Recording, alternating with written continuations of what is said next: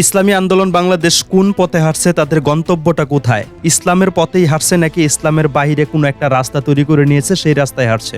বাংলাদেশ খেলাফত মজলিস তাদের গন্তব্য কোথায়? কোন পথে তারা হাঁটছে? ইসলামের পথেই হাঁটছে নাকি ইসলামের বাইরে তারা কোনো একটা রাস্তা তৈরি করে নিয়েছে? আমার প্রাণপ্রিয় ভাই ও বন্ধুরা, আজকের এই ভিডিওতে ডকুমেন্টস সহকারে দেখানো হবে ইসলামী আন্দোলন বাংলাদেশ কোন পথে হাঁটছে, বাংলাদেশ খেলাফত মজলিস তারা কোন পথে হাঁটছে। তাহলে আসুন ভিডিওটা শুরু করা যাক। আমার প্রাণপ্রিয় ভাই ও বন্ধুরা, 15ই জুলাইয়ের একটি ঘটনা যদি আপনাদের সামনে তুলে ধরা হয় তাহলে দিনের আলোর মতো পরিষ্কার হয়ে যাবে আর স্পষ্ট হয়ে যাবে মাওলানা মামুনুল হক সাহেবের খেলাফত মজলিস কোন রাস্তায় হাঁটছে, কাকে সন্তুষ্ট করার চেষ্টা করছে, এমনকি ইসলামী আন্দোলন বাংলাদেশ কোন পথে হাঁটছে, কাকে খুশি করার চেষ্টা করছে। তাহলে আসুন ছোট্ট ভিডিও ক্লিপটা দেখে আসা যাক। বাংলাদেশের রাজনীতিতে রাজনৈতিক মেরুকরণ চলছে। আজকে 15ই জুলাই ইসলামী আন্দোলন বাংলাদেশের প্রতিনিধি দল গেছে ইরানের রাষ্ট্রদূতের সাথে সাক্ষাৎ করতে, আর একই দিনে মাওলানা মামুনুল হক সাহেব গেছেন আমেরিকান রাজনৈতিক প্রতিনিধির সাথে সাক্ষাৎ করতে। রাজনৈতিক মেরুকরণের জন্য উভয় দলই ইসলামিক দল, তবে কারোর গন্তব্য আমেরিকা, কারোর গন্তব্য ইরান।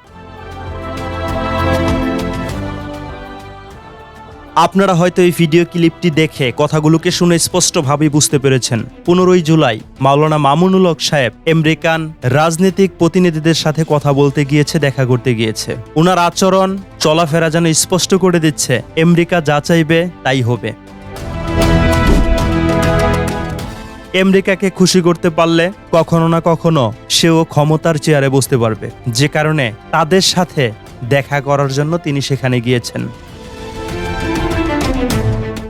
অন্যদিকে ইসলামী আন্দোলন বাংলাদেশ 15ই জুলাই ইসলামী আন্দোলন বাংলাদেশের প্রতিনিধি দল ইরানের রাষ্ট্রদূতের সাথে কথা বলতে গিয়েছে, দেখা করতে গিয়েছে। ইরান একটি ইসলামিক রাষ্ট্র, আর আমেরিকা কোন রাষ্ট্র সেটা আপনারা খুব ভালোভাবে জানেন।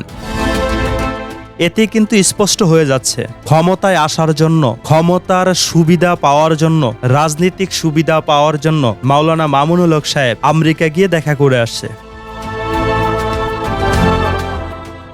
মাওলানা মামুনুল হক সাহেবের রাজনৈতিক সংগঠন কোন পথে হাঁটছে 15 তারিখের একটি সফরই কিন্তু স্পষ্ট করে দিচ্ছে। মাওলানা মামুনুল হক সাহেবের কিছু অন্ধ ভক্ত তারা ভাবছে তাদের সংগঠনটাও মনে হয় ইসলামিক রাজনৈতিক সংগঠন।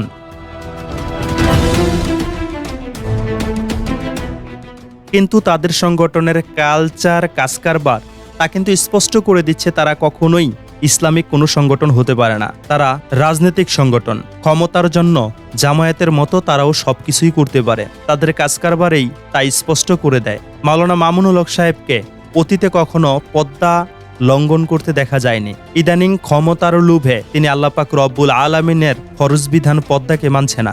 মেয়েদেরকে সামনে রেখে পদ্মার বরখেলাপ করে তাকে বিভিন্ন জায়গায় দেখা যাচ্ছে, মিটিং মিছিলে দেখা যাচ্ছে।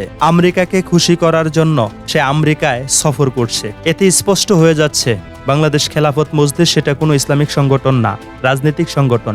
রাজনীতি ফায়দা লুটার জন্য তারা সবকিছুই করতে পারে, ইসলামকেও বিসর্জন দিতে পারে। অন্যদিকে ইসলামী আন্দোলন বাংলাদেশ সবকিছুর সুযোগ সুবিধা থাকা সত্ত্বেও, এত বড় একটা ভোট ব্যাংক থাকতেও, এত ক্ষমতা থাকা সত্ত্বেও তারা কোনো কূটনীতিক কিংবা যারা শরিয়া আইনকে বিশ্বাস করে না তাদের সাথে কোনো সাক্ষাৎ কিংবা তাদের সাথে কোনো সমঝোতা কিংবা ক্ষমতায় যাওয়ার জন্য, ক্ষমতার সুবিধা ব্যবহার করার জন্য তাদের সাথে সম্পর্ক স্থাপন করছে না। এতে স্পষ্ট হয়ে যাচ্ছে ইসলামী আন্দোলন বাংলাদেশ ইসলামের পথেই হাঁটছে। দুনিয়ার কাউকেই তারা ক্ষমতার মালিক মনে করে না, সেই পথেই হাঁটছে ইসলামী আন্দোলন বাংলাদেশ।